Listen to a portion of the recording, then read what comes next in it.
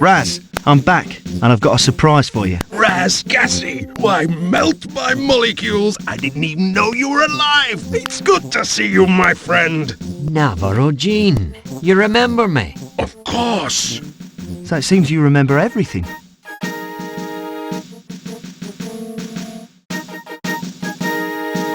Hey, kid. You were at the airport with Veltor. What are you doing here? It's you, the cop chick at the airport. What are you doing here? Cop chick? I should drop you for that. Now, hand over the capsule, Sonny. But I don't have the capsule anymore. I gave it to Raz. He's got it now. I see. OK, Raz, talk to me and make it real.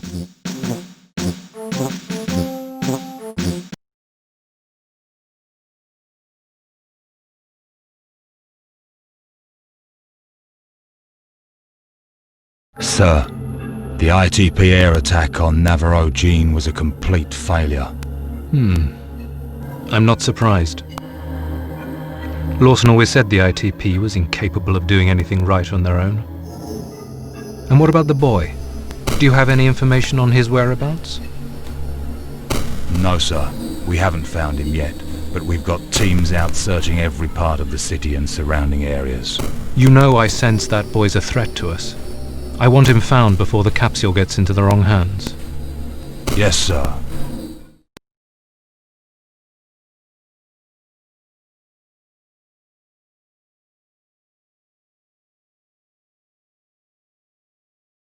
So, you two and Veltor Curtis believe the information in Zeus is so vital to the well-being of everyone on Earth, you're willing to risk your lives for it. And you think the government, the ITP and organised crime are working together to hide it. On the other hand, you tell me your memories are as scrambled as the happy face omelette at Benny's Diner.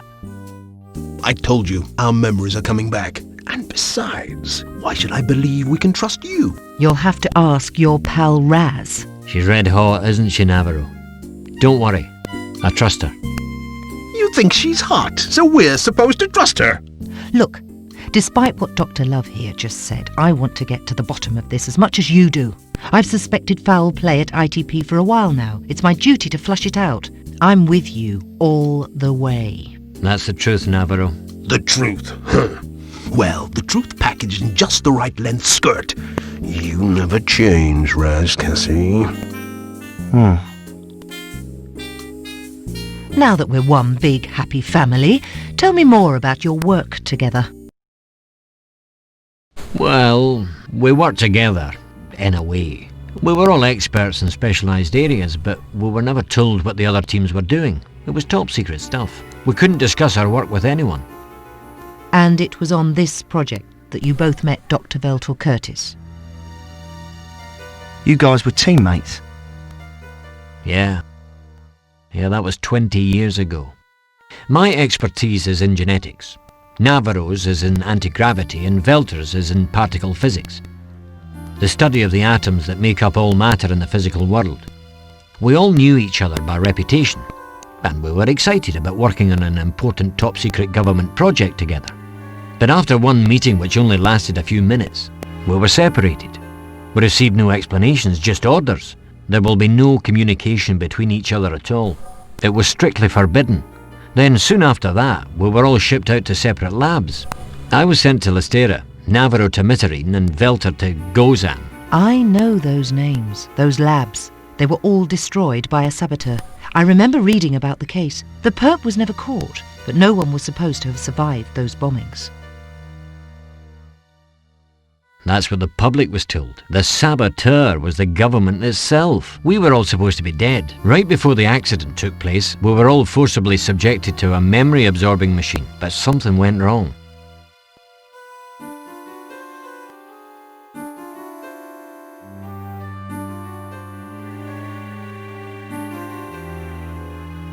Our memories were only partially absorbed, but we were lucky to escape with our lives. When it was over, my memory was so compromised I could barely remember my name. But he didn't run far enough. None of us did. We were caught and put into underground cells. In a way, they did kill us. When they realized they still needed us for information, they tortured us until we worked again. But we were still separated. with no direct communication between us allowed. We found out that from that period on, all of our work was meticulously recorded and put on disks that were stored in the main computer. So, those bastards blew up their own labs in an attempt to cover up their work. Yeah, the only reason we were kept alive was so that we could continue our work. If they had managed to retrieve all of our memories, none of us would be alive today. And Dr. Veltor Curtis may not be. I hope you're wrong about that. Today, memory extraction has come a long way. If Veltor refuses to talk, they may not need him alive. Yeah, I heard that goon at the airport, Kondo, say something like that to Veltor. It's not a pretty procedure. Let's change the subject. How do you manage to escape? Yes, our escape. To this day, none of us will ever forget it, nor the mysterious person that made it possible. One day, without warning, we were herded together, thrown into a windowless armored truck and taken away. Our fears intensified as we drove for what seemed like hours and hours. All we could do was worry. We were sure we had been taken to a secluded place to be executed.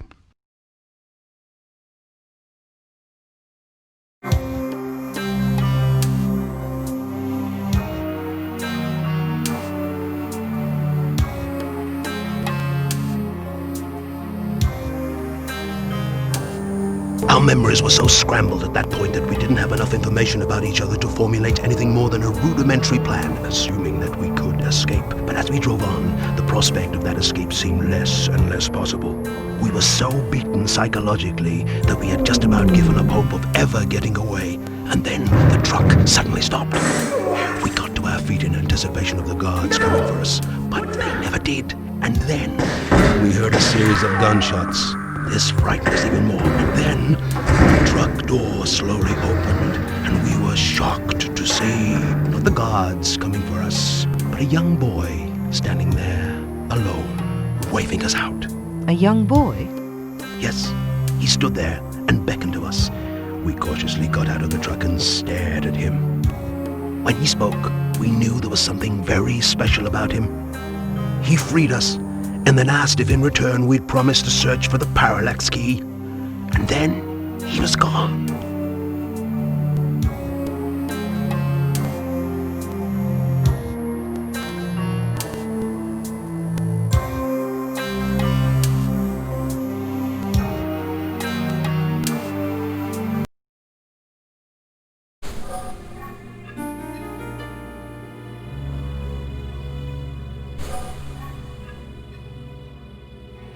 What's a parallax key?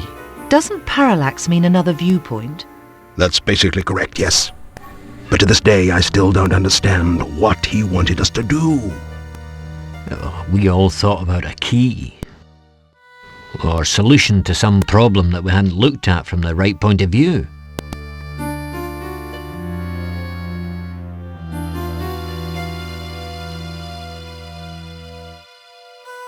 After we were split up, we started to search for the truth, being careful not to be caught. And we made a deal that night to terminate the experiment if we found out that the experiment would be used for destructive purposes.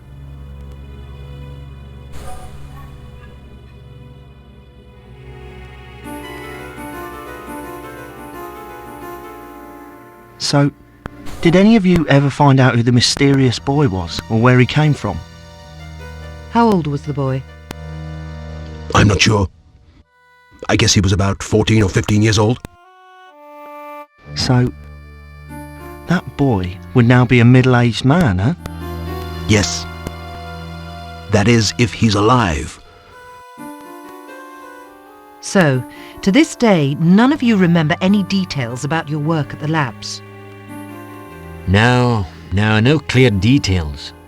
But we do remember bits and pieces of the experiments that were going on there. Like what? I remember at Listera there was a lot of high-tech experimental work being done in the field of human cloning. Cloning? Yeah, the goal was to create human clones with superhuman abilities. The experiments were extensive. But that's all I can remember. I don't know. We've been trying for years to get to the bottom of this mystery. The government would do anything to capture you guys. Even to the point of going through the criminal data. Why? I don't know. And I nearly gave up. But then you showed up with a capsule, Acarno. So the guy who gave me the capsule is Veltor Curtis. That's right. Unlike us, he's obviously managed to resolve this mystery and he's put all the data in the Zeus network.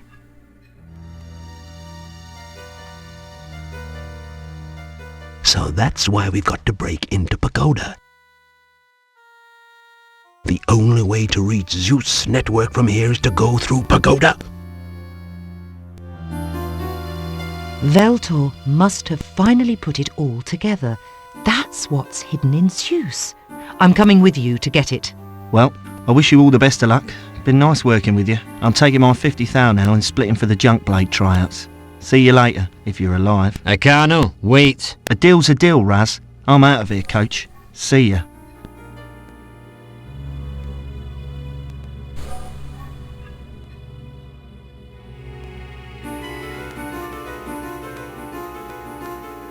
Well, I can't really blame him.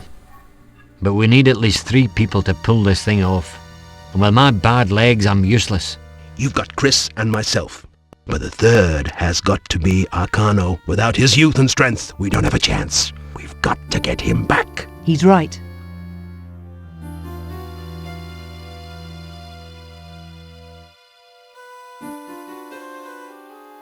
I guess I should help him, but I've got to think of my career.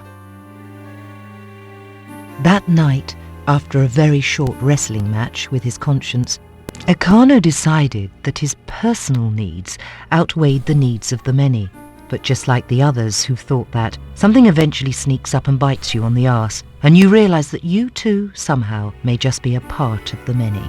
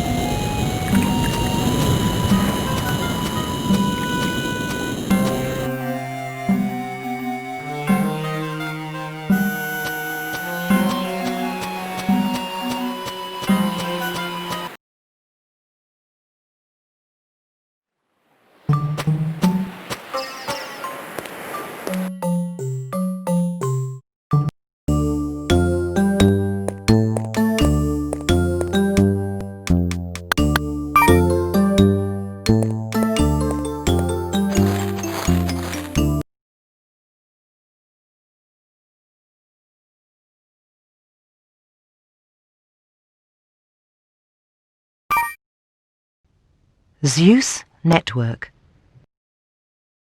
The Zeus Network is the core to a highly classified global information database that processes all the latest information from anywhere in the world. Data is classified into networks, each protected by its own access code. Only top government officials and a few select scientists are permitted the Zeus Network access codes.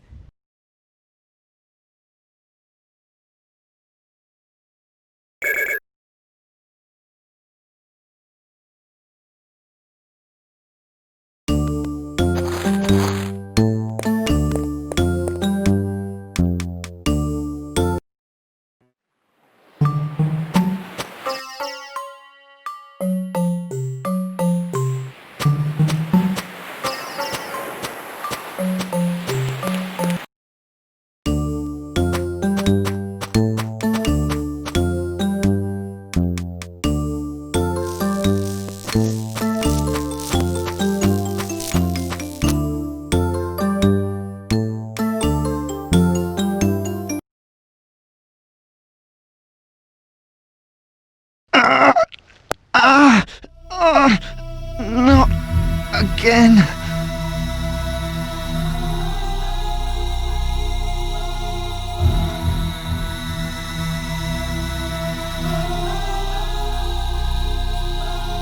Nina! Leave them alone! Shut up, kid! Get off of me or I'll kill you! Acarno, help me! Mom, Dad, they're kidnapping Nina! I'm warning you, kid. I said shut up or you're gonna die! Acarno, help!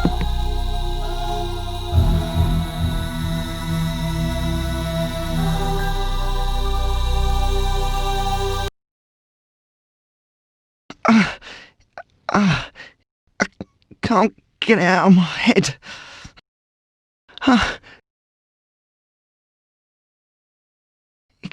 It can't be. It can't. Nina, but you haven't changed. Acarno. Nina, is it really you? It's my spirit, brother. This is the way you saw me last. Your spirit? But what do you mean, Nina? Tell me what you mean. What's going on here? How can this be happening? I know you have many questions, Acarno, but you'll find the answers when you find me. I'm in the pagoda. The pagoda? Yes, the place your friends are going. You must help them. They won't make it without you. But what have they got to do with you? Or with me? I don't understand. We are all connected by our destiny, but we must make the right choices on our own. Acarno, never blame yourself for what happened to me. I know you did everything you could to help, and now you must help your friends. Help them find the answers. They need you. And so do I. Remember that all of nature's creatures are ultimately dependent upon each other. I know that if you are with them, your friends will finally find the parallax key. Nina, I miss you so much. I miss you too, Acarno. I love you. Nina! Come back! Was it all just a dream? Am I feeling guilty about not going to the pagoda? What's going on? Nina. Acarno didn't know what to believe. Did he see his long-lost sister, or was it all just a dream? Either way, something was telling him he couldn't run away from the friends who needed him. Maybe remembering the tragic kidnapping of his sister jump-started his resolve to fight for what's right. Or maybe he really did just see a ghost.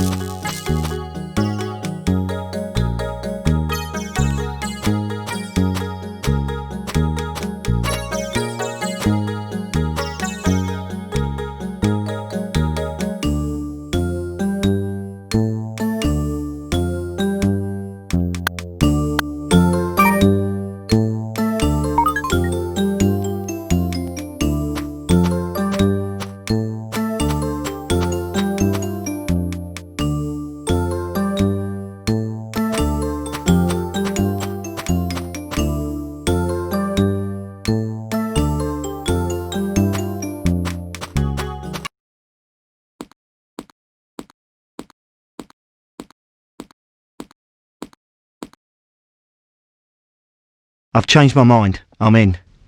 Huh?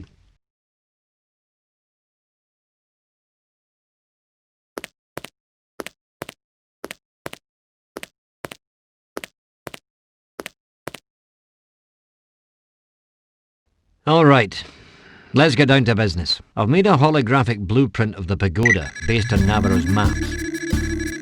As I told you, the pagoda is really a giant fortress, controlled and protected by the biggest and most sophisticated computer security system in the world. Maybe I shouldn't have come back. How are we going to get into that?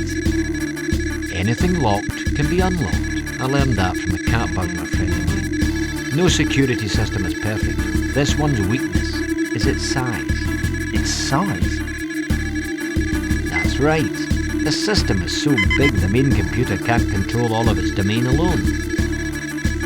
So, even with requisite redundancy, the main computer is dependent upon its secondary systems? Exactly. Secondary and tertiary. The main computer has 3 subsystems working together and monitoring one another. The subsystems are synchronous, but maintain autonomous modes for individual sentinel signatures. Could you give us that in English, Doc? Yeah. Put simply, it means that the main computer depends on the 3 subcomputers to tell it when there's an intruder. When this message is given by any one of the subcomputers, the main computer activates the alarms and automatic defense systems of the building. But the main computer will not activate the defense systems without a message from all or one of the subcomputers.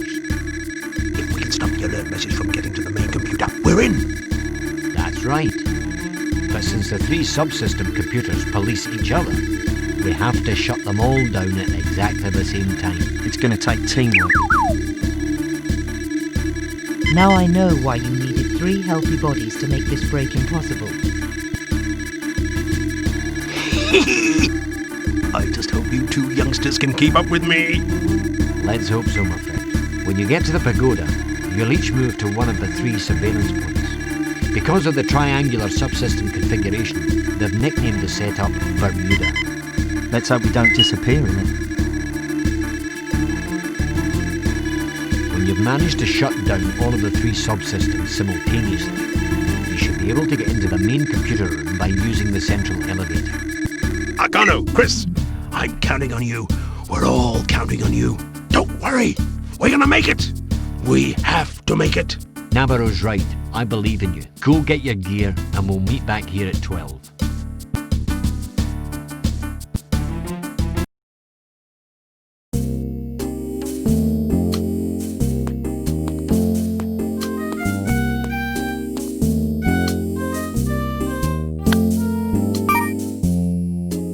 Now, we've got to decide who takes which computer. The first computer is heavily guarded with little cover. You've got to be as invisible as possible to get through. The second computer is guarded with the most sophisticated electronics. Getting to number 3 requires a dangerous swim through a water duct. I think Acarno would be best for this one. Anyone have any objections? Let's do it.